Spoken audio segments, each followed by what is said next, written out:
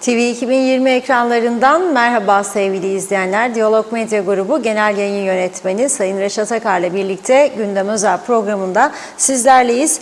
Evet, ilk olarak Başbakan Ünal Üstel Ankara'ya giderek Türkiye Cumhurbaşkanı Yardımcısı Fuat Oktay'la kapsamlı bir görüşme yaptı. Sonrasında da bir basın toplantısı düzenlendi. Canlı olarak biz de ekranlarınıza getirdik. Biraz da geciktik. Evet, görüşme sonrasında yapılan açıklamada Kuzey Kıbrıs Türk Cumhuriyeti'ne yönelik her türlü desteğin devam edeceği vurgulandı. Türkiye Cumhurbaşkanı Yardımcısı Fuat Oktay basın toplantısında tüm dünyayı, KKTC'yi tanımaya davet etti. Detayları da var, tabii ki konuşacağız. Diğer taraftan bugün Mausa'dan sevindirici bir haber geldi. Doktor Fazıl Küçük Endüstri Meslek Lisesi öğrencileri bugün Doğu Akdeniz Üniversitesi Rauf Denktaş Kültür Merkezi'nde ders başı yaptı. Namık Kemal Lisesi öğrencileri ise çadırda eğitime devam etti. Vatandaşlar çadırda eğitim konusunda ne diyor? Bu konuda yapılan röportajları sizlerle paylaşacağız. Bu arada Kuzey Kıbrıs Türk Cumhuriyeti'nde yıllardan beri bütçede eğitim ve sağlığa ayrılan payın yetersizliği kamuoyunda geniş tartışma yarattı. Bakan Çavuşoğlu rakamları vererek ülkenin gerçeği budur dedi. Son olarak da İstatistik Kurumu Kuzey Kıbrıs'ta işsizlik oranlarını ve istihdam bilgilerini paylaştı. Burada da toplumun çalışan kesiminin %25'ten fazlasının kamuda istihdam edildiğine dikkat çekildi. Ayrıntılarını ele alacağız. Hepsi ve daha fazlasıyla sizlerleyiz. Evet, Reşat Bey merhaba. Merhabalar Funda Hanım. Herkese hayırlı günler dileyerek başlayalım. Evet, öncelikle bereketli yağışlar hepimizi sevindirdi, onu söyleyeyim. Devamını diliyoruz. Meteorolojiye göre de bu hafta Cuma gününe kadar bu yağışlar ara ara devam edecek. İnşallah faydalı olur. Geç de olsa yağmura çok büyük ihtiyacımız vardı. O yüzden sevindirici yağışların devamını diliyoruz. Evet, bugün Başbakan Ünal Üstel sessiz sedasız fazla duyuru yapmadan, kamuoyuyla bilgi paylaşımı yapmadan Ankara'ya gitti ve Ankara'da Cumhurbaşkanı Yardımcısı Sayın Fuat Oktay'la bir araya geldi. Az önce de onun için programımıza geç başladık. Çünkü bizler de Anadolu Ajansı aracılığıyla Ankara'daki basın toplantısını canlı olarak ekranlara getirdik. İzleyenler var, izleyemeyenler var. O nedenle bir özetini konuşarak bugün programımıza başlamak istiyoruz. Bir de var, Sayın Fuat Oktay diyor ki, Kuzey Kıbrıs Türk Cumhuriyeti'ni desteklemeye devam edeceğiz. Türkiye'de yaşanan bu deprem felaketine rağmen verdiğimiz sözler sözdür. Bazı projeler vardır ki o projeler hayata geçirilecek. Projelerden bir tanesi Derinya'da inşa edilecek olan 1192 adet konutla ilgili. Bunun plan ve projeleri hazırdır diyor. Yakın bir gelecekte Derinya bölgesinde bu inşaatlar başlayacak. Tabii bildiğiniz gibi bu Derinya bölgesi tam da sınır bölgesi. Maraşlı Rum göçmenlerin sürekli orada eylem yaptıkları bir bölge ve Maraş'a dönüş isteklerini duyurdukları, dikkat çektikleri bir bölge. Derinya'nın seçilmesi ilginç bir durum tabii ki konut açısından. Ve tabii Maraş konusu gündem dışı olamazdı. Sayın Fuat Oktay diyor ki aynen şöyle, mülk sahiplerinin haklarını gözeten çalışmaları destekleyeceğiz diyor. Mülk sahiplerinin haklarını, mülk sahibi kimdir? Maraş'ta biliniyor. Tabii biz sonradan vakıftır falan dedik ama yani gerçek mülk sahiplerinin kim olduğunu herkes biliyor, bütün dünyada biliyor. Dolayısıyla ne anlam çıkar bundan? Yani Türk yönetiminde Rumların dönüşü anlamı da çıkabilir. KKTC'nin orada faaliyet göstermesi ve Rumların da çağrılması anlamında değerlendirilebilir. O kısmın kapalı kaldı. Ben öyle bir anlam çıkardım. Yani Kuzey Kıbrıs Türk Cumhuriyeti adım atıp da orada eski mülk sahiplerine geliniz derse biz bunu destekleyeceğiz diye demek ister diye düşünüyorum. Ve verdiği bir mesajda şu anda diyor bütün dünyaya çağırıyoruz. Birleşmiş Milletler'e de hemen şimdi Kuzey Kıbrıs Türk Cumhuriyeti'ni tanıyınız diyor. İnşallah tabii ki tanırlar ama Birleşmiş Milletler Güvenlik Konseyi kararları orada duruyor. Kuzey Kıbrıs Türk Cumhuriyeti'nin tanınma olasılığı da bulunmuyor. Yani bunu Sayın Fuat Oktay da biliyor, bizler de biliyoruz ama oradan bir mesaj daha veriyor. Bir güçlü mesaj, yani Kuzey Kıbrıs Türk Cumhuriyeti'ni destekleme yönündeki kararlılığını vurguluyor bence Sayın Fuat Oktay. Yoksa hemen şimdi tanıyın dediğinde bizi tanıyacak birisinin olmayacağını o da biliyor. Yani tanısa bizi Azerbaycan başta tanırdı ki Türkiye o kadar yardım etti Ermenistan'la olan gerilim meselesinde. Askerlerini gönderdi, eğitim yaptırdı, silah verdi, top verdi. Bir yığın destek yaptı Türkiye. Azerbaycan da tanımadı bizi. Sayın Ünal Üster ise daha fazla deprem bölgesindeki yaşananlardan duyulan üzüntüyü dile getirdi. Türkiye ve Kuzey Kıbrıs Türk Cumhuriyeti'nin kopmaz bağlarından söz etti.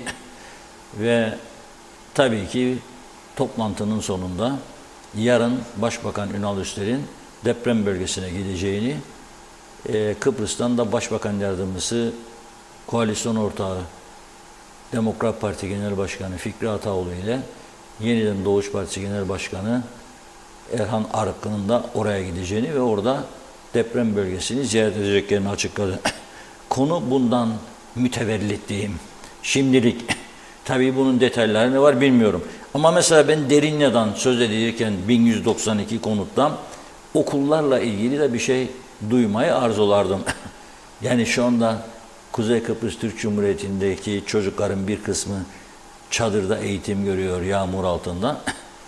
Onunla ilgili bir proje orada ele alınsaydı herhalde söylenirdi diye düşünüyorum. Bilmiyorum, detaylarını belki Sayın Ünal Üster adaya döndükten sonra öğreniriz. Şimdi dün mecliste tartışmalara yol açmıştı çadırda eğitim ve Milli Eğitim Bakanı Nazım Çavuşoğlu kürsüden yaptığı konuşmada bazı ilginç sözler söylemişti ki o da sosyal medyada çok eleştirildi.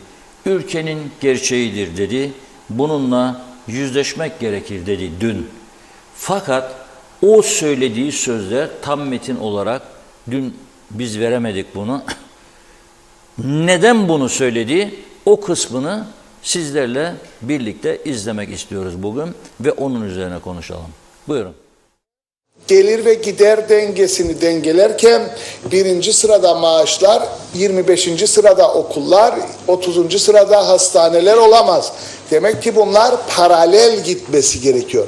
Ve yıllardır burada bizim baskılarımızla hepimizin razı olmamızla veyahut da sokağın baskısıyla bu hizmetler paralel gitmemiştir. 100'ün üzerinde Eğitim Bakanlığı'nın Türkiye Cumhuriyeti K ofisine, Maliye Bakanlığı'na sunduğu yüzlerce projesi vardır. Ve bu projelerin parasal karşılığı bir türlü denkleştirilemediği için aslında bugüne kadar geldik. Ve çadırdan birçok insanın utandığını söyleyen ifadelerle karşılaşıyoruz. Niye utanıyoruz ki? Ülkenin gerçeği bu. Yüzleşeceksiniz. Yüzleşeceğiz hep birlikte.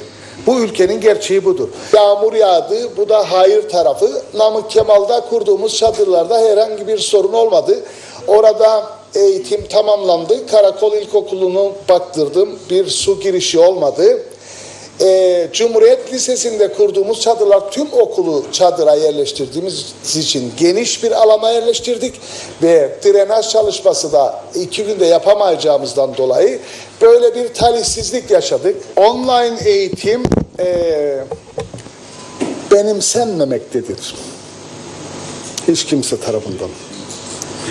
İkinci eğitime geçmek için ise gidilecek olan okulun raporlarının tam teşekküllü bir şekilde tarafıma ulaşmış olması gerekiyor. Çok hızlı bir şekilde bu prefabrik açılımla biz okullarımızın raporu çıkan okulların ihtiyaç duyduğu sınıflar...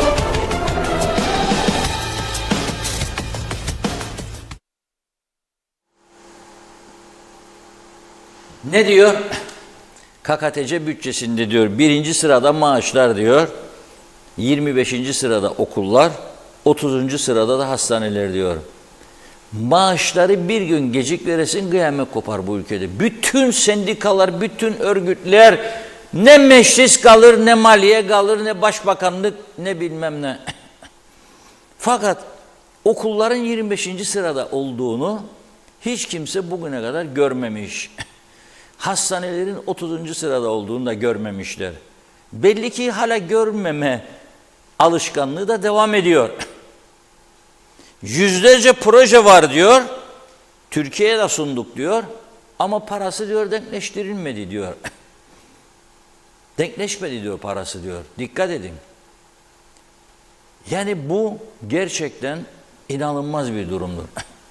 Bir bakanın itirafı budur. Ama ben yani kişisel tercihidir. Karışmam ben. Tabii ki o hiç kimse karışamaz. Onun siyaset anlayışı olabilir.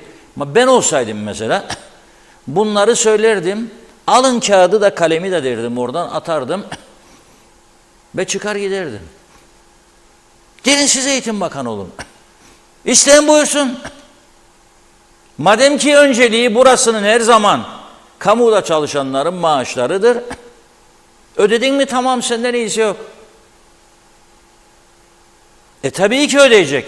Dünyanın hangi ülkesinde her ayın 20'sinden sonra 30'una kadar maaşlar ödenecek miydi, ödenmeyecek mi diye bir heyecan yaşanır, tartışma yaşanır. Yahu var mı bir ülke dünyada? Ödemekle mükelleftir. Ama yok da bütçenin %85'i maaşlara. Ve 40 yıldır böyledir bu düzen. 40 yıldır bu şekilde idare ettiler. Hatta ödeyemedikleri zaman oldu maaşları, ki son 3-4 yıldır gene öyledir. Türkiye'den aldılar.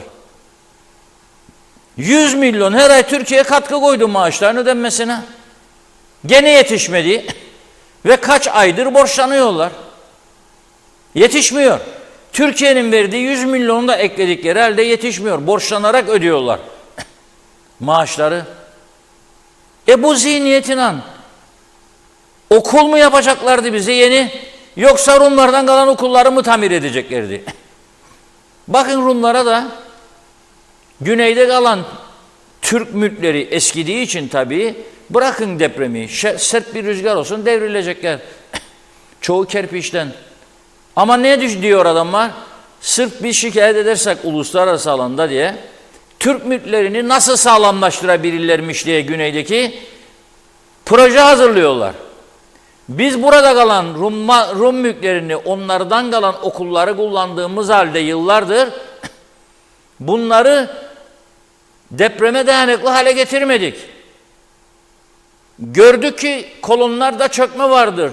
Bina sıvaları dökülmüş. Tamir etme bile düşünmedik. Tamir etmeyi de düşünmedik. Bütçe ayırmadık bunun için. Neden? Çünkü bu ülkede maaşları ödeyendir başarılı hükümet. Maaşları ödedim tamamdır diyor. O zaten halk başka bir şeyle ilgilenmez zaten bunlar. 13'lerde verdik mi bitti bu iş, tamamdır. Hiç unutmuyorum. Eski bir Çalışma Bakanı 11-12 yıl kadar önce, daha önce yöneticisi olduğum medya grubunu ziyarete geliyor bizi. Yanında da Sosyal Sigortalar Dairesi Müdürü. Benim yanımdaki arkadaşlardan biri gazetede diyor ki 13. maaşları ödeyecek misiniz diyor. Tabii ki diyor bakan. Tabii ki ödeyeceğiz diyor. Var mı dedim ben de sigorta müdürüne. Paranız yoktur dedi. Nasıl olsun Reşat Bey dedi bakanının yanında. 12 topluyoruz dedi. Prim. 13 maaş nasıl verelim ya dedi. Hep açık dedi. Olmaz dedi, bu sistem yürümez dedi. Bakan tekrar düzeltme yaptı. Halkımıza sözümüzdür, vereceğiz dedi.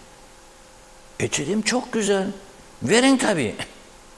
Niçin vermeyesiniz? Varsa da vereceksin, yoksa da vereceksin. Madem söz verdin. Ama neticede bunları söyleyenlerin hiçbirisi tekrardan bakan olmadı. Olamadı.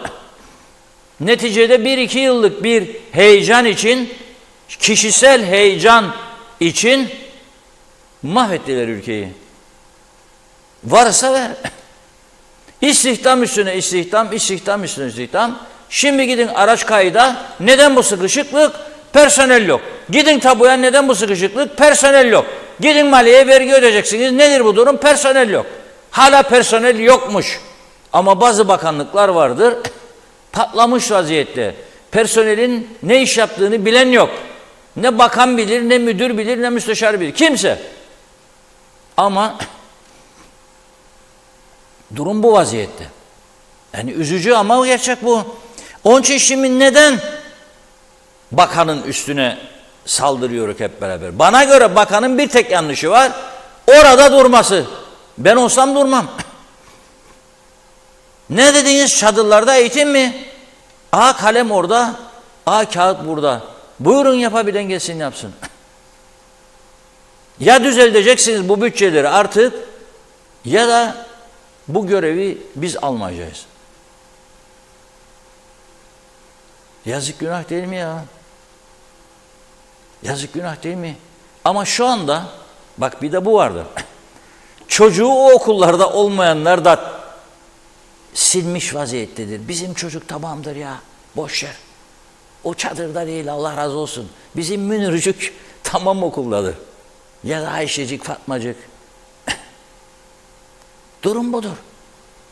Bakmışsa Sayın Başbakan Derince'de konukları konuştu. Okullar yok. Açıklamada görmedim. Kuzey Kıbrıs'a 20 tane, 30 tane, 50 tane modern okul yapacak sağlam. Öyle bir şey duymadım. Oradan mı istemesi lazım? Hayır, oradan istememesi lazım. Oradan sadece gelen nüfusun ihtiyaçlarını karşılayacak kadar yardım talep edip kendi nüfusunun ihtiyaçlarını kendisinin karşılaması lazım. Doğrusu budur. O zaman daha ciddi, daha dirayetli yöneticilik yapabilirsiniz.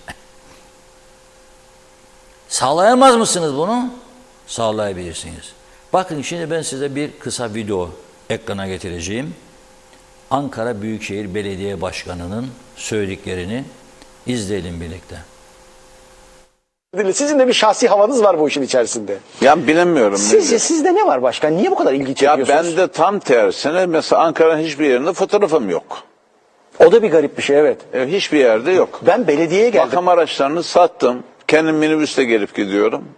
Bu arada sadece havaalanına giderken, bir de İstanbul'a gelirken Mercedes'te geldim. Bakıp banka ait Mercedes. Orada hesaplarımız durduğu için belediye benden önceki dönemde verdikleri yok. Kiralık değil, ücret ödemiyoruz. Her yıl değiştiriyorlar ama ben minibüs kullanmayı tercih ediyorum. Bayağı bildiğimiz minibüse bir evden şey evet, minibüse Siz Beypazarı'nda oturuyorsunuz değil mi? Yok, Ankara'dayım. Peki. Gidiş gelişiniz oraya tamamen toplu taşımayla yani. Yok, kendi belediyenin minibüsünüzle. minibüsüyle gelip gidiyorum. Yani makam arabası sevmiyorum. Biz zaten yabancı makam arabaların hepsini sattık.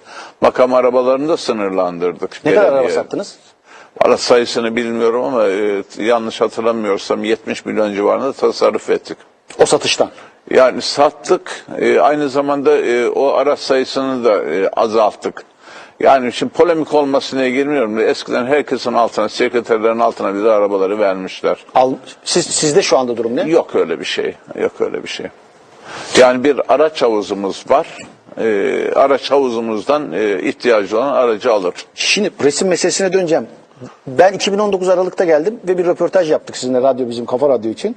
Orada ben belediye binasında sizin hiç resminizi görmedim. Yok. Sonra bir başka röportaj için hemen bu yakınlarda bir belediye kuruluşuna gittim ben, bir haber için. Orada da hiçbir resminizi görmedim. Sizin belediyede resminizi asmak yasak mı? Böyle bir şey mi var? Yasak. Niye yasakladınız bunu? Ya siz seçilmiş belediye başkanısınız. Şöyle bir anlayış oluyor. İşte Bu arada sahiden yasakladınız mı? yasak. Genelgeyle yasak.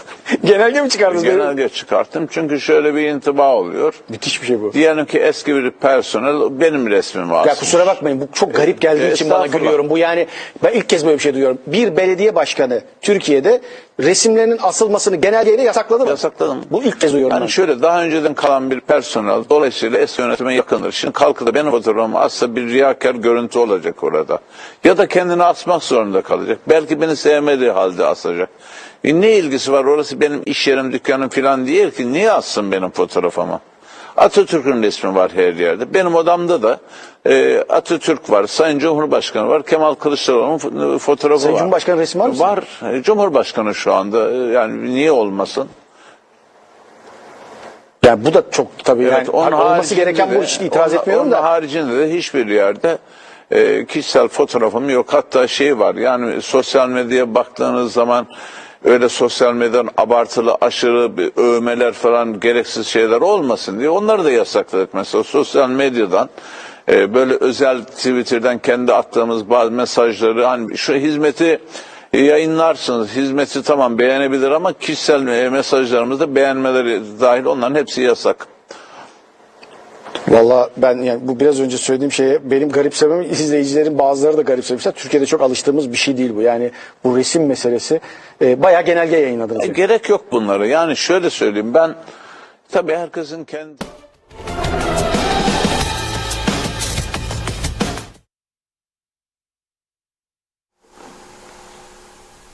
Evet, Ankara Belediye Başkanı, Büyükşehir Belediye Başkanı Mansur Yavaş ne diyor?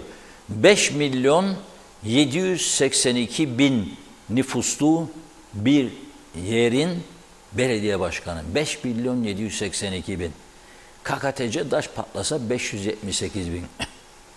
İstatistik Kurumu'na göre 388. Ben diyorum, son depremzedeler geldi, şu geldi, bu geldi, kayıtlar kayboldu falan mesela. 578. 5 milyon 782 binin belediye başkanı, ki çok yetkileri var. Bütün yabancı arabaları sattım diyor. 70 milyon tasarruf sağladım diyor. Bizimkiler satsa 700 milyon tasarruf sağlayacaklar. Koskocaman Ankara'nın belediye başkanı, endim diyor Gara Mercedes'ten, hep yabancı arabaları sattım diyor. Yöneticinin altından da çektim diyor, sattım.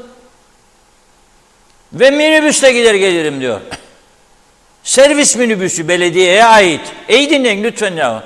Belediyeye ait servis minibüsüyle gidip geliyor başkan. Bizim burada 15 bin oyla bakan bakmayan siyah Mercedes'in arkasında gidip gelecek illa. Ve ödetecek bana benzin paralarını. Ve koruma isteyecek meclis başkanı, başbakan, cumhurbaşkanı. Önde bir araba yiyecek, arkada bir araba. Terör ülkesiymiş gibi burası. Görüyorlar Türkiye Cumhurbaşkanı nasıl gidiyor, gelip burada da istiyorlar. Ama bir de bunu görün işte. 5 milyon 782 bin, 6 milyon nüfusu Ankara'nın belediye başkanı. Sattım diyor bütün makam arabalarını diyor. Fotoğrafımın asılmasını yasakladım diyor. Bizimkine sor bakalım, asmasın fotoğrafını. Bakanlık müdürü bakanlıktan kovulur. Müsteşar da öyle. Çünkü oraya zaten o işi bildiği için getirilmiş değildir. O işi bildiği için değil, partili olduğu için. Bakın ne dedi? Eski İskan müdürü, ben dedi o işi bilmezdim ya, beni getirdiler dedi. Partizan olduğum için dedi, partizanca getirdiler beni dedi. Mahkemede bu gerçekleri bile bile biz ne yapıyoruz? Birbirimizi kandırmasyona devam. Yalan dolanla bir düzen kurduk kendimize ve bu düzeni sonsuza dek ana vatana sarılarak, edebiyatına sarılarak sürdüreceğimizi zannediyorum. Olmaz böyle bir şey. Olamaz. Olamaz böyle bir şey. Verdiği paralarla sana 6 sene elçiliğin kasasında durdu. 6 sene sonra geri çektiler parayı. Şimdi oradan buradan zorlayarak Alsancak yolunu 3 senedir uğraşırsınız, bitmedi, tükenmedi, bitmez. Bitmez, bitmez, bitmez. Ya 4-5 kilometrelik yol bitmiyor. Çünkü para yok şimdi de. Para olduğu zaman yapmadılar. Bırak ya o dedi birileri, kalsın. Öncelikli konu o değildir. Öncelikli konu kırsal kesim arası verecek, oy alalım. Falan köyden falan köyden. Ya bilmem işte daha çok istihdam, kooperatifin levazıma alınız 7 kişi örgüt başkanlarından gelen listeye bakın falan filan. Sonra levazım tumba. Toprak ürünleri alalım, toprak ürünleri tumba. Elektrik kurumunu alalım, elektrik kurumu tumba. Telefon dairesini alalım, telefon dairesi tumba. Hepsi baş aşağı. Ve bugün bakın bu durumda çocuklar çadıra gitmiş diye sosyal medya patladı. Herkes oturduğu yerden bombalıyor. Ve dikkat ediyorum çoğu ya erken emekli ya da bir kamuda iyi durumda. Olur mu böyle adil düzen bilmem. Durun bakalım ya. Hepimiz bu adaletsiz olan bu düzeni destekledik. Hepimiz. Desteklemeye de devam ediyoruz. Bakın bakan ne diyor? Ülkenin gerçekleridir diyor, yüzleşeceğiz diyor. Tamam da bu gerçek değildir ama bu ülkenin gerçeği değil, ülkenin getirildiği rezil durumdur. Rezil durum. Çünkü 74'te hazır bulduk Rumlardan sağlam binaları. O günden bugüne bir boya vurmadık çoğunun üstüne. Görmezden geldik. Analar babaların çoğu da görmezden geldi. Dedeler neler daha. Alır dedeciğin bortma 13'ü sana yatıracak Ayşe. Elbiseni de alacak. 19'a geldin 18'e arabanı da alacak. Tamam onun arabası var güzel mi güzel de şimdi torunun okulu yok. Sonra da şikayet. Çadırımın üstüne diyor şıp dedi damladı. Matem havasında olmasaydık yayınlayacaktım. Ama sözleri de çok anlamlıdır. Veresiye vere vere diyor kalmadı. Odur durum işte arkadaşlar. Buyurun Funda Hanım. Mesajlarımız yine bugün çok yoğun. Hepsini yetiştiremeyeceğiz gibi duruyor ama gördüğüm mesajla başlayalım. Çok teşekkür ediyoruz. İzzet Kahraman selamlar olsun, iyi yayınlar. Selamlar olsun CTP. Osman Lord Elyeli, Lord Manav bereketli kuru yemişlere, evlere servis başlamıştır. Hayırlı olsun, hayırlı yayınlar diliyor. 0548 827 05'dan da ulaşabilirsiniz. Kemal Osman Ceyhanlı da demiş ki yorum yok. Bu yapılanla yazılanlara herkes kendi doğrusunu yapıyor zaten. Evet Demre Coşkun okuyacağım o mesajı. Not aldım çok uzun. Oytun Andaş ulusal TV anlayışına ters geliyor ama yarım asırdır beş parmak dağlarını delmeye çalışıyoruz. Dağ delindi mi ilk dalgada Lefkoşa'yı su basacak mı? Hazır mı adayı batırma projesi? Rum kardeşlerim merak ediyorlar demiş. Aytaç Bey iyi yayınlar diliyor. Osman Lord Elyeli birçok eşdeğer puanlarımız var ve hiçbir arazi konut alamadık. Alamayanlar var ve hakkı olmayan birçok insan dönümlerce arazi alındı. Mehmet İnancı da hayırlı yayınlar olsun demiş. Fikret İpekçioğlu yine politika yine yalan dolan. Haklarımız tatsız şekilde yıpratılıyor. Yine ilk önce siz tanıyın da görelim. Sadece para yollamayla olmuyor yazmış. Oytun Andaş daha delinirse tsunami hakkı ne yapacak? Tsunami olacak mı demek istiyor herhalde. Öğrenelim demiş. Mehmet Uluçaylı kolay gelsin dedi. Nazime Nalbant, Londra'dan herkese aileme selamlar. Güzel yorumlarınızı her gün zevkle dinliyorum. İnşallah her şey daha iyi olacak sevgilerimle. Fikret İpekçioğlu zaten bizim paramızı bize gönderiyor. Çünkü hava sahasını kullanırken 1 milyar dolar gelirimizi bize göndermek zorundadır. İzzet Kahraman, ama demiş madem bizim genlerimiz uyuşmaz Türkiye ile neden oradan geldik dersiniz diyor. Kardeşiz dersiniz madem genler uyuşmaz demiş. Ulus Barani daha çok kısa bir süre önce Kıbrıs Türk Cumhuriyeti diyen Fuat Oktay ne oldu da bugün KKTC diyor. Kıbrıs Türk Cumhuriyeti kabul görmedi mi demiş. Ömer Boz Karavezirler ne Maraş'ı ne gerçek sahibi oraya kendi adamları yerleştirirler merak etmeyin demiş. Fikret İpekçioğlu derhal istifa etmeli Nazım Çavuşoğlu. Çünkü bu ülkenin gerçeği bu yüzdense sizin yüzünüzden olmuştur. Evet, Hasan Kara diyor ki hakaret etmedim, yorum yaptım. Fake hesapların yorumlarını çok okumuyoruz o yüzden saygılar demiş. Saygılar size de. Kuka ve Urho, AK Parti kaybedecek ve Kıbrıs'ın kuzeyini kullanıyor. Derinya'da ev yapacaklarmış. Acaba AK Parti kazanacak mı? Daha önce niye yapılmadı ki? Yusuf Kocapınar, kolay gelsin. Çok şükür yağmurlarımız geldi, sevindik ama önümüzde Türkiye seçimleri var. Sonrasında dövizlerde artış olacak, tedbirli olmamız lazım. TÜP'e zam yaptılar, arkasının devamı gelecek diyor. Allah acısın asgari ücretliyi, sigorta emeklisine saygılar, selamlar. Evet, Fikret İpekçioğlu istifa edecek biri çıkmaz mı demiş. Zeren Turalı, deniz bitti kara göründü misali, takke düştü ker göründü. Lale devri ganimet avanta devriyle hazıra konmayla buraya kadar. Haydan gelen huya gider misali. Kıbrıs Barış Harekatı döneminin Başbakanı merhum Ecevit'in Kıbrıs'ı ziyaret ettiği bir konuşmasında şu önemli noktaya dikkat buyurmuş ve askeri zaferler eğer ekonomik zaferle başarıya ulaşmazsa kazanılan zaferin pek bir önemi, anlamı kalmaz demişti. İşte gelinen nokta çadır devri. Evet, İzzet Kahraman bari bakan deseydi diyor, 40 yıldır UBP'li olarak suçluyuz demek yerine herkesi bulaştırdı. Hatta vekil, kadın vekil dedi, siz de geldiniz ama bir çivi çakmadınız dedi. Peki 40 yıl siz kaç çivi çaktınız? Bundan neden bahsetmedi demiş. Evet, Ulus Barani Reşat Bey diyor, utanması gereken birileri varsa başta Eğitim Bakanı Çavuşoğlu ve UBP hükümetidir. Fikret İpekçioğlu, Kıbrıs Hava Yolları uçuşu açacaklarmış. Açsınlar da kime peşkeş çektiler, ne kadar ceplerine para indirdiler diyor. Mehmet Uluçaylı, demek ki biz sağlığa ve eğitime son sıralar değer veriyoruz. O nedenle bizden eskilerin deyimiyle ne köy olur ne kasaba.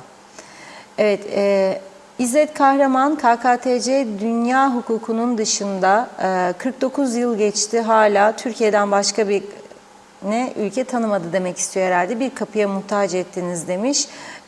Mehmet İnancı, yattı memleket 2053'e bir ömür Reşat Bey. Hiçbir işlerinde hayır kalmadı, hep kaos. Çağatay Doner, bakan demiş, parantez içinde bakmayan diyor. Çavuşoğlu, aklı sıra bu sizin kaderinizdir, sesinizi çıkarmayın diyor. Yazıklar olsun. Sayar Aker, dört duvar arasında meclis masalarında kapkaç hikayeleri halkı bıktırdı. Güney'le işbirliği olmazsa ne etsek hep digomaya çıkar, sinire takılır demiş. Evet, bakıyorum Şafak Lemi Hoca, hüküm edemeyen bir hükümet neden hala istifa etmiyor? Ali Dereseven, Milli Eğitim Bakanı çadır durumları Kıbrıs'ın gerçeğidir dedi. Sanki yeni vekil yeni bakan olmuş gibi konuşuyor. Yıllardır vekil olduğunu, bakanlık yaptığını unutuyor. Bu lafları edeceğine hemen istifa etmesi gerekirdi. Şaşılacak bir durum. Maaşların ilk sırada, eğitimin 25. sırada olduğu söyleniyor. Bu düzeni yaratan da kendileri değil mi demiş. İsmet Ezel ise kolonlarda niçin çökme var? Bir yağmur suları kolona, 2 taşan su depo suları kolona, 3 klima suları kolona verilir de ondan demiş. Pek ben anlayamadım. Evet, Nazime Nalbant, hiç kaçırmadan izliyorum diyor. Gaza yine zam yaptılar. Bakalım daha başka nelere zam gelecek demiş. Hiç olmadı diyor. Her gün zam üstüne zam. Halka üzüntü vermekten başka ne yaptılar demiş. Bu insanlarımızı bıktılar, usandırdılar dedi. Bir iki mesaj daha okuyup ara verelim. İsmet Ezel, personel çok diyor. Yapabilen çıkar demiş. Celal Harun, Şifa Harun'un mesajı. Hayatımızı her alanında yanınızda olan varlıklarıyla mucizeler yaratan başta hekimlerimiz olmak üzere tüm sağlık çalışanlarının 14 Mart Tıp Bayramı'nı kutladı. Mehmet Uluçaylı, biz hala kuzeye geçeli 50 yıl oldu demek. Biz devletçilik oynuyoruz ama devlet olmanın gereklerini yerine getiremiyoruz. Bugün Sağlık Bakanı doktorların, hemşirelerin çalışma ortamlarını iyileştirecekmiş. Sorun yarına kendi de inanmaz söylediğine. Hastane eczaneleri bomboş diyor. Aynı şekilde özel eczanelerde o şekilde. Yüksel Öner, Reşat Bey hala ek mesaiyi son sürat devam ediyorlar. Bu devlet sadece kamu personeli için var. Tüp 285 lira oldu, kimin umurunda dedi. Engin Sedat Töz'ünü de okuyup ara verelim. Dünyanın her tarafında devlet maaşları öder, yatırım da yapar. Adam gibi vergi toplar, tasarruf eder. Zırt pırt gezmeye gitmez. Yöneticiler, binlerce kamu aracı olmaz. Küçük toplumda ne de üst üste oturan memurlar, dairelerde bu işin sorumlusu Denktaş ve adamlarıdır. Onlar kurdu bu düzeni. Aynı zihniyette diyor, devam eder demiş. Evet, Adnan Gökte tıp bayramını kutladı ve diyor ki hanımım 4 sene önce felç geçirdi. Tren yolu sağlık merkezine ilaçları almak için gitmiş. Kapatılan Değirmenlik Sağlık Ocağı'nın doktorları ve personelleri orada. Değirmenlik Belediyesi'nin çok güzel sosyal aktivite binası var. Bakandan ricamdır, Sağlık Bakanı'ndan, belediye başkanıyla temasa geçsin o binadan diyor. Sağlık merkezi olarak yararlanırsın, bölge halkına hizmet vermeye devam edilsin demiş Adnan Bey. Devam edeceğiz yine mesajlara. Buyurun Reşat Bey. Evet, şimdi bugün tabii iyi, olumlu da bir haber verelim. Güzel bir gelişme oldu.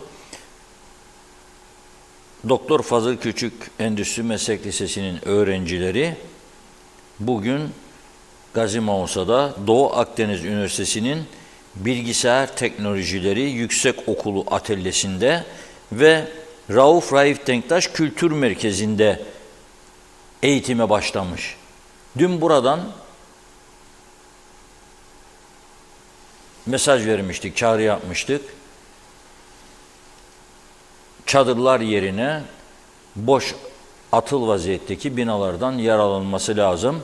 Ve Doğu Akdeniz Üniversitesi'nde bırakın bilgisayar mühendisliği salonlarını, ki görüyorsunuz fotoğraflar orada, 4 tane, ki bir tanesi çok büyük, 200 kişinin üzerinde kapasitesi olan yerleri, salonları, kongre salonları olduğundan söz etmiştik. İsim de bunları sizlere açıklamıştık. Bu salonlar boştur ve bu salonları kullanmak mümkündür okullar yenileninceye kadar. Ve tabii ki ondan sonra önümüzdeki süreçte o ne dedi, bu ne dedi, oy getirir, oy götürür meselesine bakmadan okulların daha sağlam binalarda ve belki daha birleştirilmiş vaziyette eğitime devam etmeleri daha doğru olacak herhalde. Bakmak lazım. Gelişmiş ülkelerde bu işi nasıl yapıyorlar, nasıl yürütüyorlar. Ona göre yürümek lazım. Bazı izleyicilerimiz diyor ki kamu yükü değildir diyor. Ben değilim bunu söyleyen. Yani mecliste iktidarı, muhalefeti, bilgi aldığım arkadaş da muhalefetin bir milletvekili. Rakamları bana yolluyor sorduğum zaman sağ olsun. Bütçe komitesinde de olduğu için %85'i bütün gelirlerin maaşlara gidiyor. Anormal bir durumdur bu. Normal da değil, anormal bir durumdur. Hiçbir ülkede benzeri yoktur bunun. Bir ülkenin gelirlerinin %85'inin kamu maaşlarına gitmesi gibi kötü bir durum yoktur. Olamaz zaten. Şimdi esas geldiğimiz noktada, yüzleştiğimiz nokta, bugün öğrencilerin bir kısmının çadırlarda ders görmesidir. Bütün okulların incelemesi tamamlanmış değildir. Daha bakalım hangi okullar çıkacak. LAPTA'dan mesajlar geliyor, LAPTA tehlikeli durumdadır diye. Yarın daha birçok bölgeden biz bunları göreceğiz. Birçok bölgeden bizi üzecek haberler gelebilir. Binaların durumuyla ilgili. Daha birçok okul çadırlara geçebilir. Ama mesela Eğitim Bakanlığı yarım gün ders gördüğüne göre sağlam okullarda çocuklar, öğleden sonrasını da diğer çocuklar, okulu iyi olmayanlara ayırması lazım ve ona göre programlaması lazım öğretmenlerin çalışma saatlerini. Ha işten çıkar bağırırlar, sendika grevle tehdit eder, bilemem orasını. İki seçenekten biri var artık bu ülkede. Ya doğruları görüp doğruları yapmak ya da baskı, tehdit, şantajlara boyun eğerek ve partizanlık koşullarını öne çıkararak devam etmektir. Edebilecekler mi? Ben edebileceklerine ihtimal vermiyorum. Türkiye ne kadar destek verirse versin edemezler. Edemezler. Edemezler. Bakın mesela elektrik meselesi. Zararda mı? Elektrik kurumu zararda. Ödeyebiliyor mu? Aksa'yı hayır. Kim ödüyor? Türkiye ödüyor Aksa'yı. Ama nereden ödüyor? KKTC'ye ayırdığı bütçeden tabii ki. Çünkü Türkiye Büyük Millet Meclisi'nden geçirdiği bütçe kadar sana yardım edebilir Türkiye. O da protokole dayalı. Protokolle 4 milyarı saydı 2022'de öngörüleninde, sonra 6,5-7 oldu mesela. O 7'yi sana maksimum verir. Neyse orada o. Onunla sen zaten Kaç milyarını elektrikliye aksaya kesildi veriyorsun? Bunun içinde savunma giderleri vardır, askerin harcamaları. Dolayısıyla her istediğini sana veriyor, verecek diye bir durum yok. Sen kendi tedbirlerini kendin alacaksın.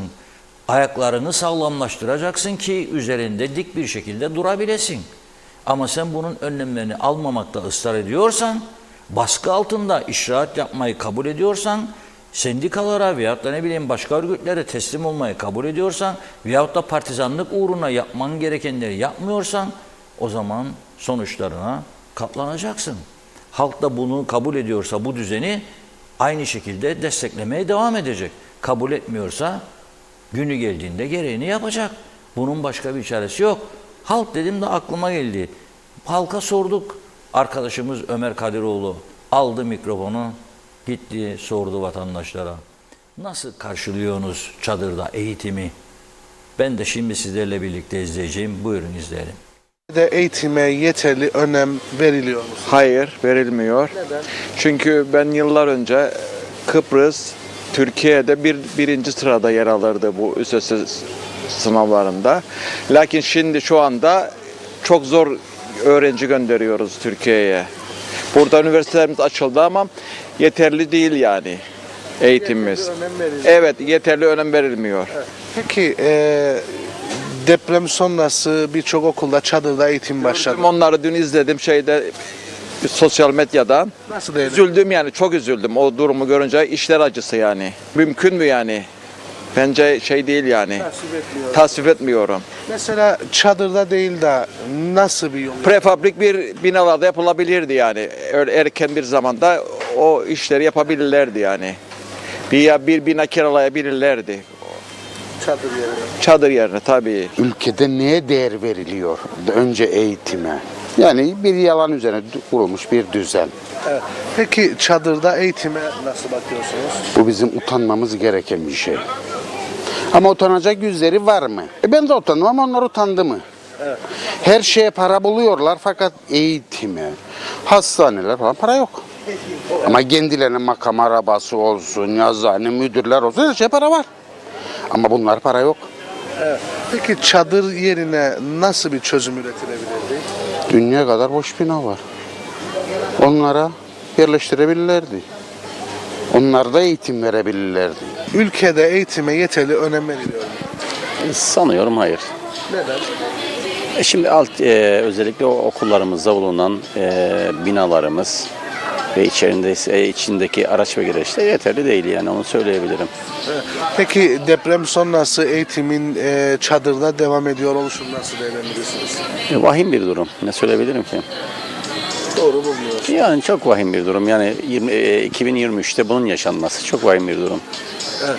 Peki çadır yerine nasıl çözümler üretilebilir? Konteynerler olabilirdi örneğin. Yani daha büyük böyle geçici bir süre içinde olsa. Prefabrik yapılır. Evet, prefabrik yapılar olabilirdi. Ülkede eğitime yeterli önem veriliyor mu? Verilmiyor. Ve hala daha ben 74'ten beri bu iş aynı konuda devam eder. Hiçbir ilerleme yok. Yoktur. Peki çadırda eğitim nasıl değerlendirirsiniz? Çok çirkin bir şey. Çok çirkin bir şey o. Doğru bulmuyorsunuz. Yok. Doğru bir şey değil ya çadırda. Çocuklarımızı bu defa da boğacak suların altında. Geçen gün gösterdiler. Yarı kadar çocuklar sudaydı. Geçitköy'de. Geçikkale'de. Geçitkale'de. Evet. Haberlerde dinledim ben de sabahtan. Peki çadır yerine nasıl bir çözüm üretilebilir? Çadırı kuracaksan ilk evvel dök zeminini. Daha üzerine yap yani normal Bir süreliğine, bir seneci. geçici süresine yap bir çadır yahut o lamarnalar vardır. Sandviç paletler vardır. Sandviç paletlerinin daha rahat, daha güzel. Tabii konteyner tipi olur onlar. Ondan sonra Evet. yerler var mı ablam? Niye onları bazı yerleri çıkarsınlar, temizlesinler, koysunlar çocukları. Yani bina var. Evet. Yani Başka binalara tabii ki, tabii ki. Taşınabilir. Evet. Yani çocuklara da günahtır. Yani bizden geçtik artık ama çocuklara günah. Yani o yetim Geleceğimizin çocukları. Benim tek bir dileğim var. Belki bu bize bakanlar, bakıcılarımın daha güzel bir şeyler yaparlar insanlara. Bakıcılardan kastınız? Bakanlar mı canım? Bakanlardan. Baştakiler. Ha, baştakiler mi? Ülkede eğitime yeterli önem veriliyor. Şimdi ben de Değirmenlik Lisesi müdürüydüm. Yeni emekli oldum. 37 yıl eğitim hizmetim vardır. Her türlü görevler yaptım. Öğretmenlik yaptım, yöneticilik yaptım. Bir 20 yıla yakında yöneticiliğim vardır. Kesinlikle devlet okulları kaderine terk edildi. Ben bunu hissettim 37 yıl boyunca. Okul müdürleri olarak bizler resmen bıraktık eğitimdeki kaliteyi, akademik başarıyı üst seviyelere çekmeyi. Dilencilik yapıp bir ay boyunca okulun masrafları nelerdir, nasıl giderebiliriz? Elzem masraflarımız var çünkü. Telefon parası olsun, temizlik malzemeleri olsun, diğer kırtasiye giderleri olsun. Tamamıyla okul aile birliklerine bu görevler verildi. Bulunduğumuz konum demografik yapı itibariyle de bazı okul aile birlikleri zayıf olabilir. Bundan dolayı çok zorluklar çektik. Dilencilik yaparak ayı nasıl çıkaracağımızı hesapladık. Bir de kesinlikle sendikalara kulak asılsaydı, her yıl sendikalar deşifre ettiği halde sosyal medyada olsun, görsel ve yerel basında olsun, okulların döküldüğünü, fiziki yapıların artık iflas etmek üzere olduğunu, bir gün olsun bizi yönetenler kulak assaydı sendikalara, bugün çadırlarda yağmurun içerisinde eğitim yapılmayacaktı. Nasıl değerlendiriyorsunuz? Çok yazık. Nasıl değerlendiriyorsunuz çadırda eğitim? Çadırda eğitim çok kötü bir şey. Tamamıyla çok ilkel metotlar, olacak şey değil. Tabii ki bazı şartlar vardır. 3 gün, 5 gün, bir hafta, hatta bir ay çadırda belki idare edilebilir. Fakat umutsuzluk var, insanlar önünü göremiyor. Bir ay sonra çadırdan çıkılacak mı? Ne olacak? Yine aynı şeylere yine başa dönülecek. Çünkü bu ülkede çöp üstüne konmuyor. Seçtiğimiz idareciler nasıl seçileceğini hesaplıyor. Peki çadır yerine nasıl bir çözüm üretilebilirdi? Üniversitelerden destek alınabilirdi. Eğitimin büyük bir payı özel kolejlere gidiyor, eğitim bütçesinden. Özel okullara gidiyor, özel okullardan fiziki donanım bina olarak destek alınabilirdi. Bu birkaç aylık süre içerisinde en azından bu geçiş dönemi bu şekilde halledilebilirdi. Bu da yapılmadı. İşin en kolayı çadır.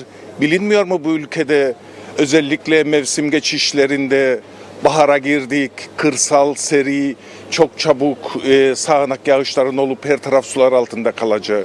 Örnek bugün işte görüyoruz, yaşıyoruz.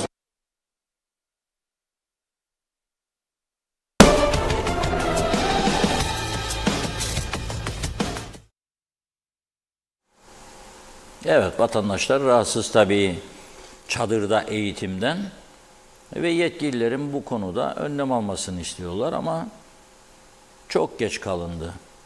Yani Türkiye'de bu deprem felaketi yaşanmasaydı düşünün siz ve deprem konusunda Kıbrıs'ta ilgili uyarılar da yapılmasaydı bu çocuklar bugün çadırlarda olmayacaktı değil mi?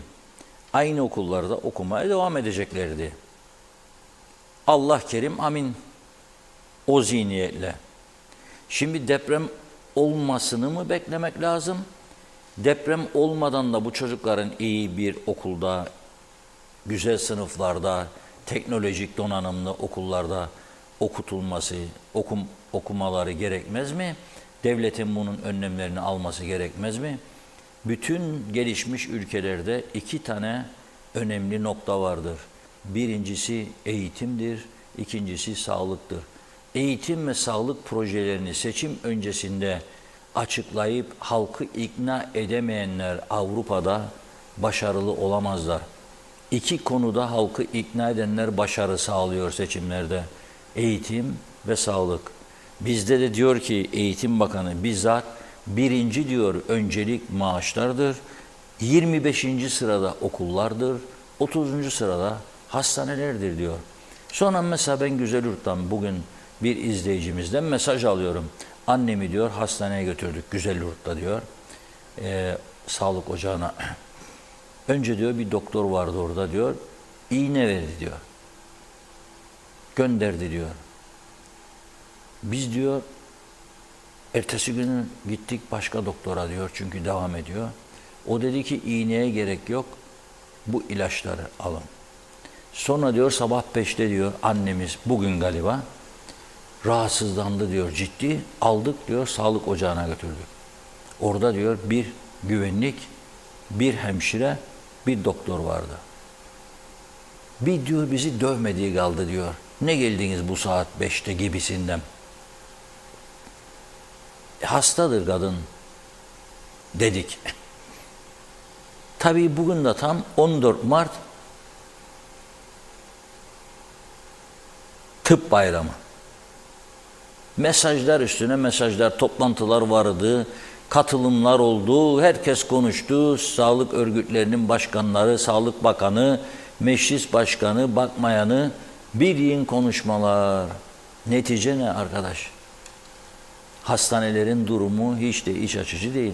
Netice ne? Sağlık ne durumda?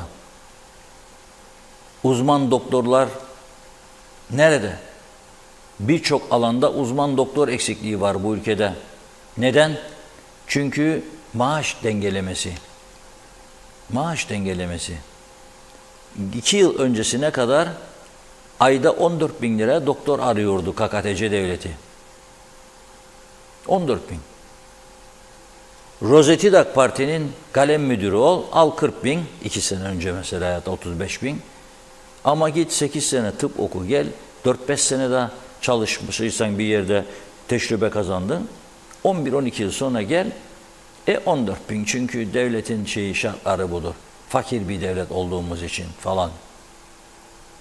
Sonra doktora gittim, iğne verdi, öteki dedi gereksizdi. Çünkü uzman doktor eksiği var. Kabul edelim teşhis koyamayan doktorlar var. Pratisyendir daha bilmiyor. Okulda kalem okuyup gelmiştir. Tecrübe yoktur. Veriyor, öteki yok diyor. Hala da devlet hastanelerinde halsizlikten, yorgunluktan, ağrılardan şikayet edenlere bilmiyorum bütün tahliller yapılıp yapılmıyor mu? Eksik olduğunu duyuyorum hala bazı tahlillerim.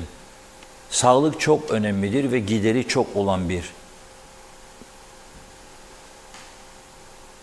kurumdur. Eğitim de aynı şekilde.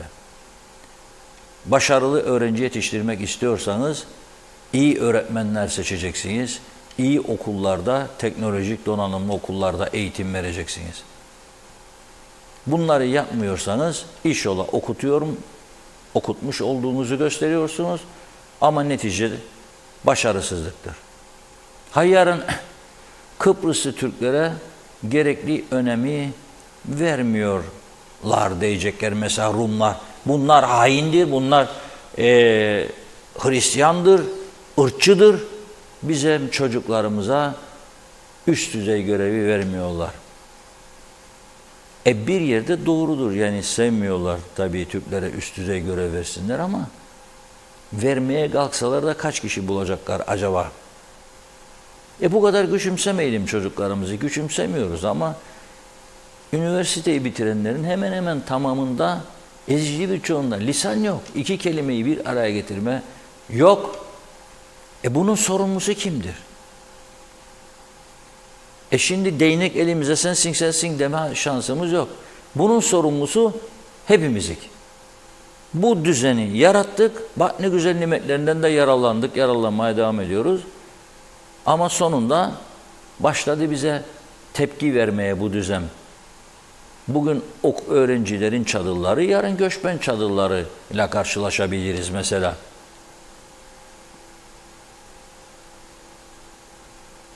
Hastaneler aynı durumda. O yüzden önemli olan zararın neresinden dönerse kârdır diye bir söz var. Şimdi bu yanlışları görüp kendimizi düzeltmeye bakmamız lazım. Bunun için de eski alışkanlıkları terk edecekler, yeni bir oluşuma edecekler. Ankara Belediye Başkanı'nın minibüse binip geldiğini minibüste ben de yeni öğrendim. Bu videoyu bana gönderen arkadaşıma da teşekkür ederim. Ama düşünün siz 6 milyonluk şehrin belediye başkanı. Makam arabalarını satmış, sadece kendisinin değil tümün. 70-80 milyon tasarruf sağlamış belediye ve kendisi minibüse binip gidiyor. Ben diyor çünkü hizmet etmeye geldim ya diyor. Hava atmaya gelmedim. Mercedes'in arka koltuğuna oturayım da korumalarda önden gitsin, arkadan gitsin. Yok öyle bir şey. Yok diyor. Ama bizimkiler kaldı ki bu araba eskidi ya derler. Sayın Bakanım eskidi, bu arabaya öder hafta kadar değiştirelim, onunla bize ver. O da der doğru ya eskidi, ben bakanım değil mi diyor, bakanım değil mi? Alamaz mıyım ya diyor. Gider tanıdığı galericiye, hadi diyor alıyor senden arabayı diyor. Alıyor arabayı getiriyor, ödediyor maliye. Maliye de o da bakan. Bakan bakana, bakmayan bakmayana düzen böyle gidiyor işte, alıyor veriyor paraları. Sonra mesela öde bakalım. Ödeyemem diyor, ilaç parasını diyor, yoktur diyor. Öde bakalım, Alsancak yolu kaldı yarım, Girne Alsancak Lapta yolu. Korkunç trafik var, insanlar perişan. Ödeyemem diyor, yoktur diyor. Trafik ikaz işaretleri silindi, Lefkoşa Gazime olsa ana yolunda hala orta refüjde koruyucu bariyer yok birçok yerinde. Koyulum bariyerleri ne mani diyor. O zaman bu düzen nasıl düzelecek, bu düzensizlikler? Çok zor. Buyurun Funda Hanım. Evet, hemen hızlıca başlayalım mesajlara. Selçuk Uskan'da kalmıştık galiba. 14 Mart Tıp Bayramı diyor bugün. Kutlu olsun.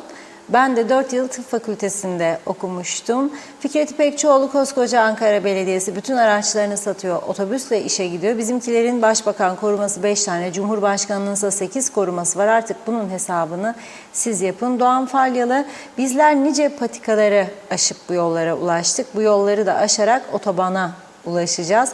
Akıllı olmak gerek, yolları düşman tuttu, engel olur. O engel olacak. Biz de engeli kaldırıp hedefe ulaşacağız. Ömer Bozkara Vezirler Ankara Belediye Başkanı, adamdır adam, bazı zatlar o kelimenin ne olduğunu bilmez. Arif Karakaya, gelen giden tüm hükümetlerin ilgilenmediği iki konu sağlık, eğitim. Ama garip olan şu, bu itirafı yapan bakan ilk vekil olduğu andan ya eğitim ya da tarım bakanı olmuş bir kişidir. Bu açıklamayı çok garipsedim. Suçlu kim, toplum mu? Yani bu konuda kime neyi şikayet ediyor anlayamadım. Öz eleştiri yaptı desem istifa etmesi gerekir. Bir garip KKTC klasiği gibi. Cansev Yaman, Ankara Belediye Başkanı'nı ayakta alkışlıyorum demiş. Mehmet İnancı, Arap da balı çok bulunca krem diye yanaklarına sürermiş. Bizimkilerde de para bol diyor. Ahkam keserler. Ahmet Köle, bizim belediye başkanı kendisinin sosyal medyadaki paylaşımlarını beğenmeyene ve kendisine yağ çekmeyeni kara listeye alır. Kendinin yıktığı duvarı yapmaz demiş. İsmet Ezel, sağlık ve eğitim beleş olmaz diyor. Sağlık ve eğitimde tam gün demiş. Selçuk Uskan, ya sev ya terk et, çalışmadan devlet bana para versin. Mehmet Kurtulmuş, hayırlı akşamlar, tüm sağlık çalışanlarının tıp bayramını kutladı. Mustafa Gürsoy, çocukların çadırda ders görmesi son derece sakıncalı aslında. İstenirse gerekli oranda bina kiralanıp o binalarda eğitim yapılabilir. Bu arada da diyor, önümüzdeki ders yılının başlama tarihine kadar gerekli binalar yapılabilir. Türk Maarif Koleji'nde yaz tatili sırasında 12 derslik yapılmıştı. Bugünden başlansa önlerinde en az 6 ay var, bence yapılabilir. Mehmet İnancı, geçmiş yıllarda İngiltere Başbakanı mesaisine trenle gidip geliyordu. Bizim yönetim Kara Mercedes'ten başka bir bildikleri yok. İzzet Kahraman, Sayın Reşat Bey, biz CTP olarak bunları kabul etmeyiz. Merhum Naci Tarat abim bize söylerdi bugünlerin geleceğini. Şimdi UBP zihniyetiyle bizi kimse bir tutmasın demiş. Erdal Yarkın, iyi yayınlar diledi. Ali Dereseven, yapılacak o kadar çok tasarruf var ki yapılsa ülke uçar. Tek tasarrufu memur ve emekli maaşlarında görüyorlar. Önce Ankara Belediye Başkanı gibi fazla olan hizmet araçlarını satsınlar. Örtülü ödenek ve ek mesaileri kaldırsınlar ki ciddi olduklarına inanalım demiş. Arif Mustafa Cüce, iyi yayınlar diledi. Selçuk Uskan, ne olacak Galatasaray'ın hali diyor. Yine mi şampiyon oluyoruz? Galatasaraylıyım diye hemen okudum ben de. Erkan Kaya, Kara Mercedes konusu Forever KKTC diyor. Gelsin 13. maaşlar, satalım, güzelleşelim. Nazime Nalbant, Reşat Bey sana katılırım. Eğer ülken sıkıdaysa sen Öyle yaşamayacaksın diyor. Halkının kalkınması için tasarruf yapacaksınız. Lütfen bu zorluklar geçsin demiş. Ömer Bozkara vezirler ha AKP, ha UBP, DP, YDP aynıdırlar. Gürsel Orkan, Öğretmenler Sendikası her yıl bunun kavgasını verdi ama hiçbir eğitim bir şeyi dikkate almadı. Hele bu şimdiki yürümeye devam ediyoruz farklı bir geleceğe doğru. Bunlara oy verenler kına yaksın oynasın demiş. Tema Yavaş Londra'dan selamlar. Mansur Yavaş'ın yaptığını İngiltere'de de aynı bakanlar işe trenle gider gelirler. Yüksel Işıkkol, 2 gün önce KKTC meclis oturumunu izledim. Sadece 3 milletvekili vardı ve tüm koltuklar boştu. Kimsenin katılmadığı mecliste sorunlar boş koltuklarla çözülmez. Saygılar. Hasan Yalınca, hala da puanlardan bahsederler. Yediler yuttular Rum'un malını demiş. İşte bu yüzden hayredemeyiz. İbrahim Aşıroğlu, neden sağlam olmayan okulları sağlam olan okullara taşımıyorlar? Sabahçı öğrenci olarak daha iyi olmaz mı demiş. İzzet Kahraman, KKTC'nin hiç parası olmadı diyor. Sonrasında ne diyor? Osman Lord Elyeli, meclisten hal yasası geçmiş, onaylanmış, üretici battı, esnaf battı, halk alım gücü düştü dedi. Zehra Sencer Karpaz'dan sevgilerimle iyi yayınlar diliyor. Bugün tıp bayramı, sağlıkta çalışanların bayramı kutlu olsun. Başta kızımın ve gelinimin hemşireler günü kutlu olsun demiş. Osman Lord Elyeli, yasaların halkın bilgilerine sunulması gerekir. Madde madde neyin onaylanması, hangi maddelerin reddedilmesine halk karar vermeli. Ali Cevat, en nihayet siyah renk bayraklar alaşağı indi. Rengimiz kırmızı, beyaz, uyarmamız gerekir. Uyursunuz diyor. Şenol Tatlıcıoğlu selamlar. Salih Mullalı, zam yapmak bizim işimiz. 4 ayda diş doktoru 400'den 850 liraya fark attı. İşte bu ilk defa cesaret edip dişçiye gittim. Gecikmemin cezasını çok büyük ödedim demiş. Mehmet Ali Özdemir iyi yayınlar diliyor. İsmet Sencer harikasınız demiş. Evet, Osman Lord Elyeli, Doğancı Elye'de de var birçok binaların çatlaması. Bazı evlerin çatıları depremden yıkıldı. Gelip bakanı ilgilenen yokmuş ama. Yüksel Öner, Türkiye'de bankalar promosyon veriyor. Emekli maaşları hangi bankaya yatarsa bizim hükümet de böyle bir çalışma yapsın demiş. Bir yıl gönüllü devlete vereyim. Hükümet Türkiye nasıl yapıyor öğrensin. Burada da uygulansın. Devlete gelir olur demiş. Ahmet Ulubay, bütçenin büyük kısmı maaşlara giderken hala partizanca personel alımı yapılıyor. İhanettir diyor. Sayar Aker, hazır olduk demokrasi olalım, gerçek fıstık cumhuriyeti. Her kafadan bol bol fikir üretiyoruz. Biz bir milim gelişme yok. Evet, Ali Dereseven, bütçenin %85'i maaşlara gidiyor diyorsunuz. Doğru, fakat binlerce kişiye boşu boşuna da ekstradan ek mesai ödeniyor demiş. Bir iki mesaj okuyup ara verelim yine. Erdinç Elagöz, sıkıntılı olan yerlerde niye dönüşümlü eğitim yapmıyorlar? Mesela örnek de vermiş, Can Bulat Özgürlük Ortaokulu'nda sabahçı ve öğrenci vardiyasında eğitime devam edebilirler. O kadar danışman, müdür, müsteşar niye çözüm üretiyorlar dedi. Celal Harun'u da okuyup ara verelim. Şifa Harun'un mesajıymış. Tıp bayramını kutluyor. 14 Mart 2023, iyi ki doğdun. Bir de doğum günüymüş torununun, canım torunum Cemile Harun. Sağlıklı, mutlu, şans, başarı hep senin olsun. Hep birlikte daha nice yıllara canım benim dedi Celal Bey. Devam edeceğiz sevgili izleyenler. Şimdi yine bir ara. Buyurun Reşat.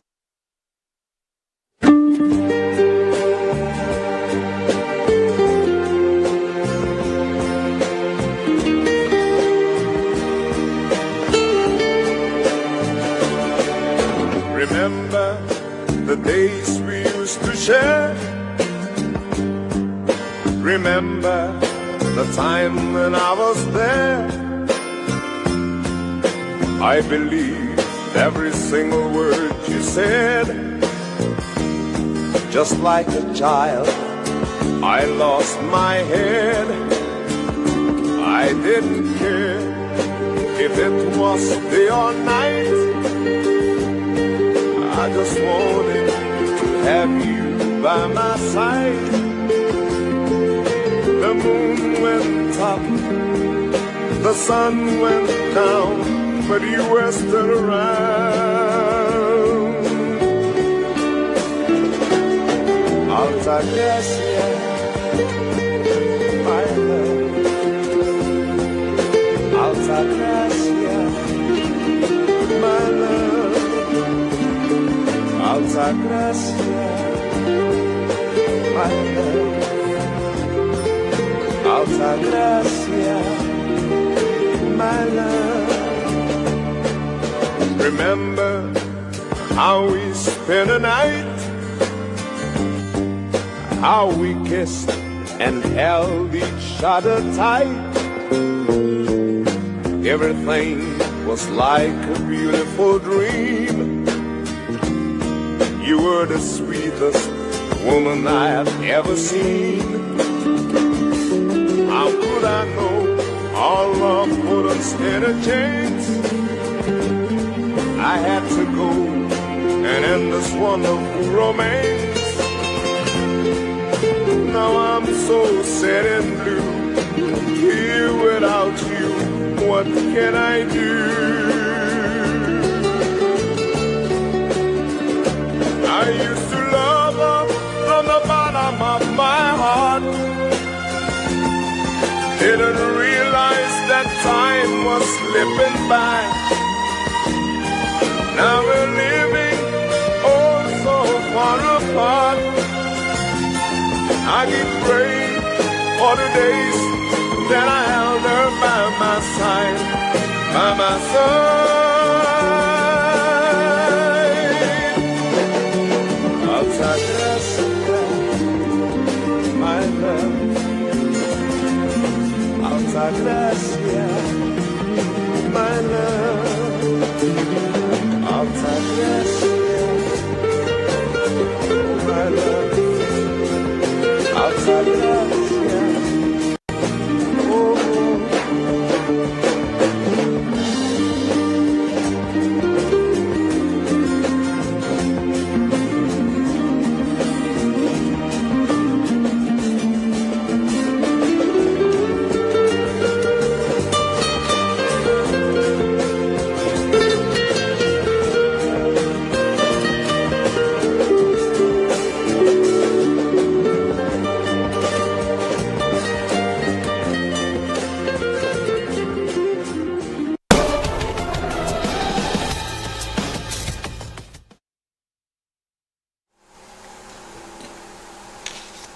Evet, dün şarkımızı dinletememiştik sizlere, bugün dinlettik. Umarım beğendiniz.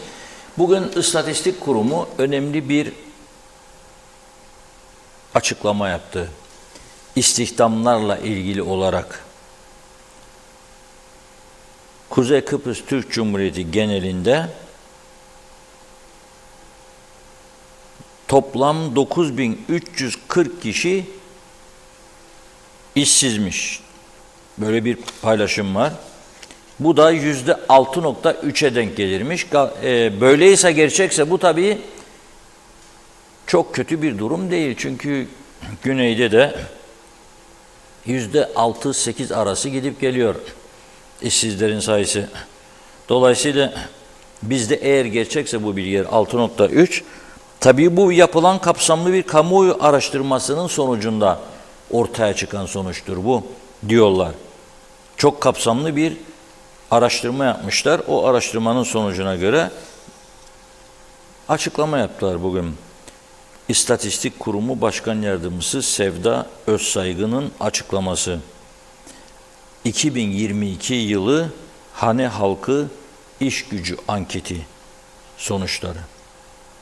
Toplam istihdam içerisinde kamunun payı %25.6, yani 35.462 kişi diyor. Kamunun payı toplam istihdamda. Ayrıca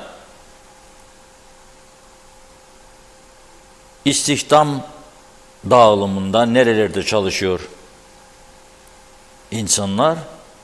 %1.6'sı nüfusun, yani çalışan nüfusun, istihdam edilmiş nüfusun %1.6'sı, bu da eşittir diyor, 2176'sı Güney Kıbrıs'ta çalışıyor. Kadınların istihdamı %34 oranındaymış. ve istihdam edilen kadınların %89.4'ü hizmet sektöründe çalışıyormuş. Yani tarım değil, sanayi dalları değil, hizmet sektörü. Erkeklerin de %71'i hizmetler sektöründe çalışıyor.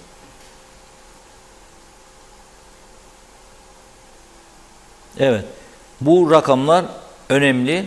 Tabii bu anketler yapılıyor, büyük harcamalar yapılıyor, emekler sarf ediliyor, ortaya bir sonuç çıkıyor. Bu sonuçlar üzerinde özellikle üniversitelerin ve devletin ilgili birimlerinin durması lazım. Neden mesela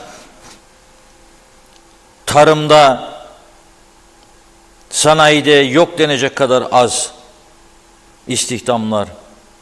Bu son derece önemli. Yok denecek kadar az. Demek ki tarım, sanayi bunlar gözden çıkarılmış. İnşaatta bile ki en yaygın sektörlerdendir şu anda. %9 gibi bir pay var. Demek ki inşaatta da çalıştıran konumundadır bizdekiler daha çok. Müteahhittir, mühendisdir, mimardır. İnşaat sektöründe çalışıyordur. Ama tuğlacı, sıvacı, boyacı çok azdır veya yoktur.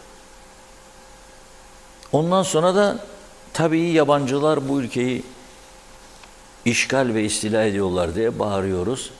Ama işin gerçeği başından beri yanlış bir eğitim politikası yüzünden bu ülkede meslek sahibi insan bırakmadık. Meslek sahibi insan bırakmadık ve mecburen ithal ediyoruz. Mecburen.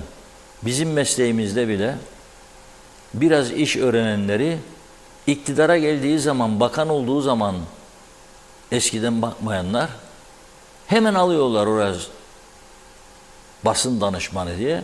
Bir oda veriyorlar. Gir otur. Arada bir çağırırsam seni bir demeç. Bizimle bir demecimizi paylaşırsın, yayınlarsın. Bu taraftan bakıyorsun, eğitilmiş, işi mesleği öğrenmiş insanlar kamuya kaymış oluyor. Bu da sen ne yapıyorsun?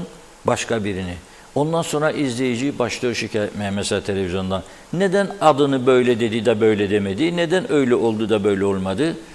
Olmaz çünkü biz kendimiz olduğu gibi fauller üzerine kurulmuş bir sistemin parçalarıyız ya. Bunu kabul edelim. Her tarafımız faul. Ama gene de başkalarını iğneleyecek. Yani kabul etme de yok. Başkalarını iğneleyecek. Bu ülke bu duruma düştüyse sebebi budur. Nedir sebebi ya? İşte peşkeşle, peşkeş hep peşkeş. Hepimizin hayatı peşkeş. Öyle. Kırsal kesim arazisi isten peşkeş. Başka bir arazi isten peşkeş. Bankadan kredi isten kalkınmadan peşkeş. Yani gerçekten hak sahibi olanlar mı aldı kalkınmadan bugüne kadar kredileri? Yok. Siyaset bu şekilde artık ülkemizde kendini geliştirdiği kadar geliştirdi, kabullendirdi de bu bozuk düzeni halka ve bu şekilde devam etmeye çalışıyor. Ben bakıyorum bazı insanlar diyor, bu ülkenin değişmesi için cesur adamlar ve cesur kararlar lazım. Yolda bırakırsınız derim ben de içimden çıkacak olanı. Çünkü birçok yere dokunması lazım. Dokundukça her taraftan tepki gelecek. Ben diyeceğim mesela işte kira mukavelesini getirmeyen adamın çalışma izni uzamayacak ve üniversiteye kaydı yapılmayacak diyeceğim. Üniversiteler beni topa tutacak. İşverenler topa tutacak. Hadi bakalım. Bir yılda şimdi dünyanın hiçbir ülkesinde görülmeyecek kadar da internet gazeteleri, televizyonları falan filan var. Yani onun için çok zor bir durumdadır. Forever Northern Cyprus, Republic of Northern Cyprus diyeyim de kızmasınlar. Çok zor durumda. Ana vatan yanımızda tabii ki her koşulda. Bugün Fuat Oktay Bey tekrar söyledi, her koşulda yanımızdadır Türkiye Cumhuriyeti. Ve hemen tanımaya çağırdı. Hemen şimdi dedi, tanıyın dedi. Ünal Bey de çok duygulandı bu çağrıdan sonra. Projelerin desteklenecek olması son derece önemli. Kuzey Kıbrıs'ın taze paraya ihtiyacı var, taze paranın gelmesi önemli. Belki açıklanmadı ama inşallah okulların çok hızlı bir şekilde tamiratı için özel bir pay belki ayarlanmıştır diye düşünmek istiyorum. O da çok önemli. Çünkü sanayi odası, ticaret odası işte gördüğünüz gibi 1000 tane konteyner ev işine girişti. Onlar da toplayamadı parayı, 13,5-14 milyon. Gerisini kim verecek? Eğer hükümet ısrar ederse kararında maaşlardan kesip de tamamlayacaklar. Halbuki hesabı kitabı önceden yapıp o 1000 konteynerin parasını kendi örgütler, o katılan örgütlerin varlıklı üyeleri sağlamalıydı. Yapılamaz mıydı? Bu yapılırdı. Evet, elektrikleri unuttuk dedi bir izleyicimiz, Nilüfer Hanım galiba. Yok, unutmadık, her gün kesinti var. Bugün de açıklama yaptı elektrik kurumu. Elektriklerde kesinti yaşanacak diye. Vallahi bitecek gibi değildir elektrik çilesi. Çünkü yeni bir yatırım yoktur, yeni bir umut da yoktur. Mevcut eskimiş çürümüş santrallar çalıştığı sürece elektriği verecekler, arıza yaptığı sürece karanlıkta kalmaya devam edeceğiz. Yani bunun dışında bir olasılık olmaz yani. Yoktur. Çaresiz bir durumdayız. Onun için de herhangi bir plan program yoktur, proje yoktur, hiçbir şey yoktur. Allah'a şükür uçağımız başlıyormuş. Fly Kıbrıs Hava Yolları diye. Hiç olmazsa o başlayınca belki biraz yolcu, turist getirir bize. Şimdi ona odaklandık, ondan umutlanıyoruz. Ne olacak bakalım, göreceğiz. Evet Tunla Hanım, son mesajlarımızı hemen alalım. Tamamlayalım. Sayar Aker, göçmenlik yaşadım, çadırda kalmadım dedi. Selçuk Uskan, herkes evine girmesin mi? Okullar tehlikeli de hangi resmi daire çürük, çadırlı olmayacak tabii. Devlet dairelerini de kontrol edin demek istiyor. İsmet Drangoz, beceremedik, beceriksiz yönetim yazmış. Yüksel Işıkkol. Reşat Bey, Kıbrıs'ın sorunu olmayan bir şey var mı? Gerçekten merak ediyoruz. Kemal Osman Ceyhanlı, bu geminin karaya vuracağı belliydi. Günü kurtarma politikasıyla, sorunları ötelemeyle önümüzdeki sorunların çıkacağı aşikardır. Şimdi okullar ön planda ama her yer tel tel dökülüyor. Bu başlangıç, kötü günlerin habercisi. İyi akşamlar dedi. İsmet Ezel, müşavirler kaç para alıyor diye soruyor. Sayar Aker, güle güneşe yakın olalım, bol suyla yıkanalım, hayat daha güzel olur. Yüksel Öner, havaya bakanlar, meclisteki siyasiler yüksek maaşları alıyor, özelden emekli olup 9.500 lira alanlar ne yapsın? Hükümet veriyor, hayat pahalılığı, bu iş yüksek maaş alanlara yarıyor. Asgari ücretli ve sigorta emeklileri zor durumda, hep kaymağı kamu çalışanı ve siyasiler yiyor, altta kalanın canı çıksın. Benim bir yılda aldığım toplam maaşı adamlar bir ayda alıyorsa adalet yok demektir. İlkay Gökçebel, devlet okullarını gözden çıkarttığı gibi gözüküyor. Çocuğunuzu özele gönderin der gibi. Sendikalar da sustu veya susturuldu. Allah sonumuzu hayretsin. Evet, bakıyorum. Erdal Yarkın iyi akşamlar dilemiş. Selçuk Uskan, evet onu okuduk, sadece okullar mı? Hasan Yalınca, bu düzenin sorumlusu biziz deriz ama buna çanak tutanların hiç suçu yok mu? Kıbrıs'ın kuzeyinden sorumlu en büyük patron kim? İzzet Kahraman, biz mi dedik size federe devleti yıkın da KKTC'yi kurun diye? Ne diyor? 1986 yılında dedik, gün gelecek, şimdi bizi suçlamaya hakkınız yok diyor. Kuzey Kıbrıs'ı kim kurduysa onların vicdanı rahat mı? Bize siz değil miydiniz ne komünist diyenler demiş. Milliyetçiler ne oldu? Şimdi hepimiz suçluyuz dersiniz. Hasan Nihat Erduran, ne kadar vergi o kadar otokorkuluk, listeleri tasnifli yayınlayın diyor. Çağatay Donner, fakir devlet değiliz, fakirleştirildik. Fazlasıyla para var, kişisel çıkarlar doğruların yapılmasına en büyük engel. Nedendir ki herkes milletvekili olmak istiyor? Hasan Nihat Erduran 1960-63 arası ambargosuz yılları hatırlayan kalmadığı için bu ambargolu BM statükosunu normal sanmak anormal değil mi? Mehmet Uluçaylı hükümet ve muhalefet ortak hareket etmeli, sorunlara çözüm bulmalı, eleştiriyi bırakmalı, muhalefet icraata yardımcı olmalıdır. Emine Budurhan iyi yayınlar dilemiş. İsmet Esenyel sizleri sevgiyle selamlıyorum. Teşekkür ediyoruz. Benim müsteşarlık görevimde 3,5 yıl kendi arabamla Alsancak'tan bakanlığa gittim. Şoför kullanmadım. Alkış mı aldım? Hayır, sadece delidir bu derlerdi. Hasan Nihat Erduran oda rant projelerinin kontrolünü yapmaya başladı mı? Kamu rant için proje uygulamaz, kar etme yoktur. Zeliha Adaman iyi yayınlar diledi. Mehmet Uluçaylı bunlar resmi araçları zor azaltır. Memurlar bile resmi araçla gidip geliyor. Yağma Hasan'ın neyse böreği. Metin Maraşali tek suçlu BM çocuklarımızı çadıra mahkum ettirdi sonunda yazmış.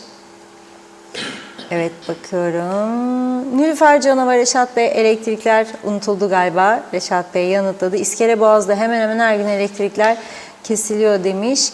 Demre Coşkun birkaç maddeli mesajı var. Birincisi bütçeden çıkan en yüksek kalem memur maaşları değil. Patronlara verilen teşvik, muafiyet, hibe ödenekleri. İkincisi kamu gelirlerinin az olmasının birinci nedeni patronların kayıtsız çalıştırması ve artan oranlı bir gelir vergisi olmayışı. 3. Bütçe esas itibariyle çalışanların memur ve özel sektör vergilerine, dolaylı vergilere, süt, ekmek gibi temel tüketim maddelerine dayalıdır. Yani emek sömürüsü üzerine kuruludur demiş. 4. Kamu gelirlerinin az olmasının ikinci nedeni her türlü ticari faaliyetten çekilmesidir. Kitler satılmış, kamunun tarımsal, sanayi ve ticari tüm işletmeleri elden çıkarılmıştır. 5 diyor, devlet patronlar lehine gelirlerinden feragat etmiştir ve giderlerinin çoğu da patronlara teşvik olarak verilir. Bu yüzden bütçede para yoktur dedi. Evet, Mehmet İnancı şarkıyı çok beğenmiş. Evet, bakıyorum. Ali Dereseven, pardon. Eminim halk da merak ediyor. Binlerce kişiye ödenen ek mesaileri. Maaşlar içindeki yüzdeliği nedir diyor. Celal Arun, Namık Kemal Lisesi öğrencilerinin çadırda, çamurda, yağmurda ders dönemi gelmiş geçmiş tüm iktidarı ayakta alkışlıyorum. Müthiş bir başarı öyküsü. Ne kadar övünseniz az, sebep olanları TV'lere çıktığınız zaman nasıl başardığınızı anlatın. Anlatın ki bundan sonra gelecek olanlar tam tersini yapsınlar demiş. Evet bakıyorum. İlker Çetin, Pegasus'la ortak olan havayolu sizce ucuz yolcu taşır mı diyor İlker Bey. Zehra Sencer, teşekkür ediyorum. Doğru haberleri alıyoruz demiş. Hayırlı akşamlar.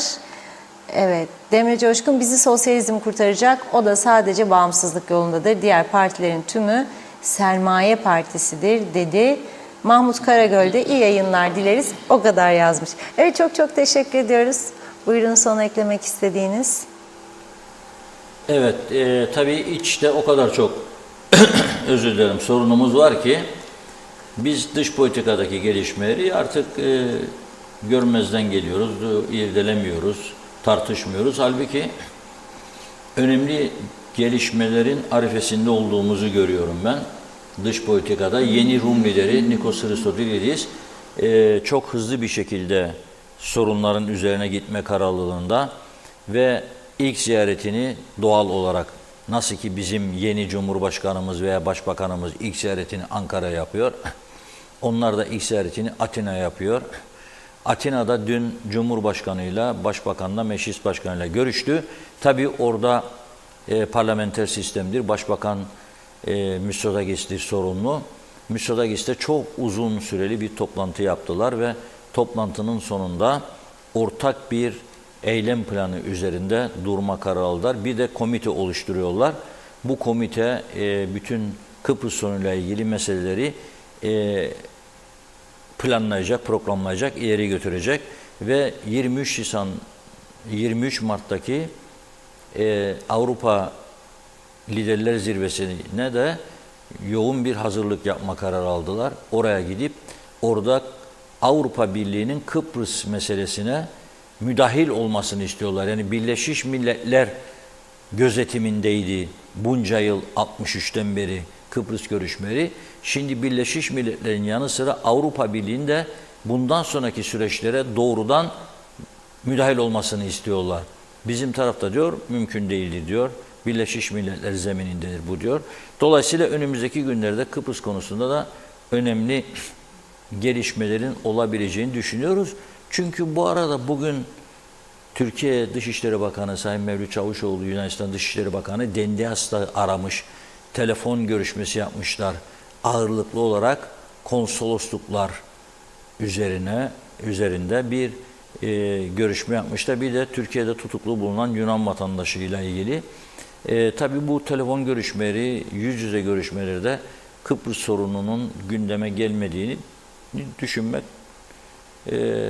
doğru değildir. Mutlaka geliyordur. Çünkü ne diyor Yunanistan? Bir numaralı dış politika sorunumuz Kıbrıs meselesidir diyor. O yüzden yeni bir sürece de hazırlanmak gerektiği düşüncesindeyim. Ve bu duygularla bugünü tamamlayalım. Yarın inşallah daha iyi bir şekilde sizlerle birlikte olacağız. İnşallah. Çok çok teşekkür ediyoruz ve programımızı burada noktalıyoruz sevgili izleyenler. Yarın yine aynı saatte görüşmek üzere. Hoşça kalın.